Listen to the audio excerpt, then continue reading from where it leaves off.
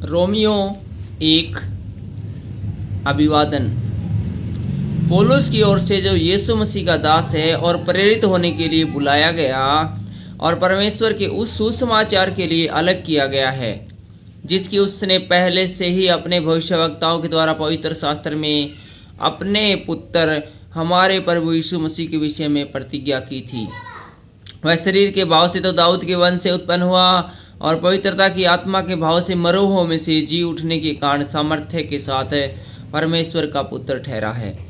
उसके द्वारा हमें अनुग्रह और परिताई मिली कि उसके नाम के कारण सब जातियों के लोग विश्वास करके उसकी माने, जिनमें से तुम भी यीशु मसीह के होने के लिए बुलाए गए हो। उन सब के नाम जो रोम में परमेश्वर के प्यारे हैं और पवित्र होने के लिए बुलाए गए हैं। हमारे पिता परमेश्वर और प्रभु यीशु मसीह की ओर से तुम्हें अनुग्रह और शांति मिलती रहे। धन्यवाद की प्रार्थना। पहले मैं तुम सबके लिए यीशु मसीह के द्वारा अपने परमेश्वर का धन्यवाद करता हूँ, क्योंकि तुम्हारे विश्वास की चर्चा सारे जगत में हो रही है। परमेश्वर जिसकी सेवा मैं अपनी आत्मा से उसके पुत्र के सुसमाचार के विषय में करता हूँ, वही मेरा गवाह है कि मैं तुम्हें किस प्रकार लगातार स्मरण करता हूँ और नित्य अपनी प्रार्थनाओं में विनती करता हूँ कि किसी रीति से अब तुम्हारे पास आने की मेरी यात्रा परमेश्वर की इच्छा से सफल हो, क्योंकि मैं तुमसे मिलने की लालसा करता हूँ कि तुम्हें कोई आत्मिक वरदान दूँ जिससे तुम सितर हो जाओ। अर्थात यह कि जब मैं तुम्हारे बीच में हूँ तो हम उस विश्वास के द्वारा जो मुझ में और तुम में है एक दूसरे से प्रोत्साहन पाए। हे भाइयों, मैं नहीं चाहता कि तुम इससे अनजान रहो कि मैंने बार बार तुम्हारे पास आना चाहा कि जैसा मुझे दूसरी अन्य जातियों में फल मिला वैसा ही तुम में भी मिले, परंतु अब तक रोक रखा। मैं यूनानियों और अन्य जातियों का और बुद्धिमानों और निर्बुद्धियों का कर्जदार हूँ।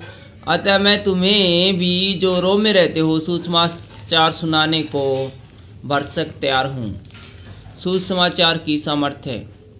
क्योंकि मैं सुसमाचार से नहीं लजाता, इसलिए कि वह हर एक विश्वास करने वालों के लिए, पहले तो यहूदी फिर यूनानी के लिए उद्धार के निमित्त परमेश्वर की सामर्थ्य है।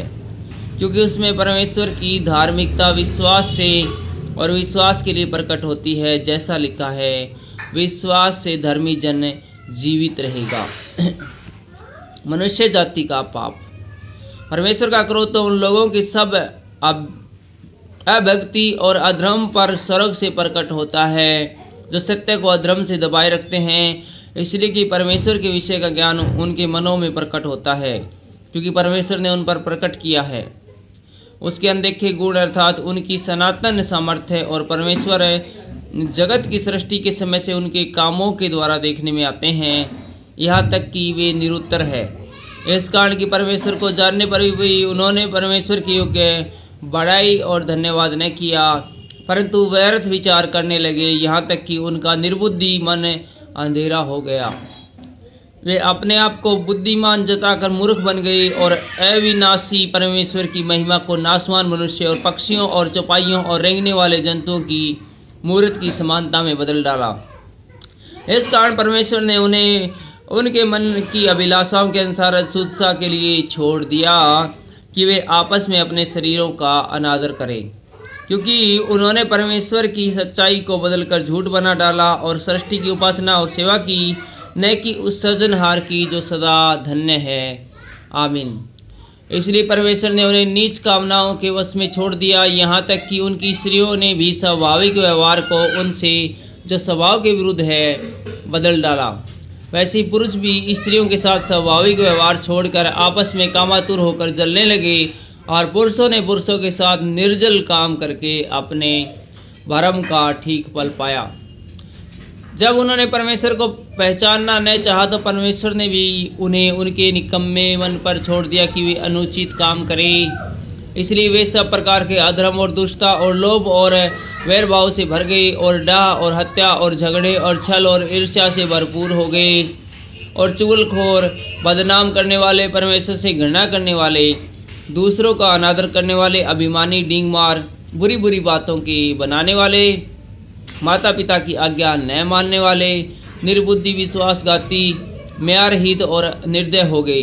तो वे तो परमेश्वर की यह विधि जानते कि ऐसे ऐसे काम करने वाले मृत्यु के दंड के योग्य है, तो भी न केवल आप ही ऐसे काम करते हैं वरन करने वालों से प्रसन्न भी होते हैं। Thank you.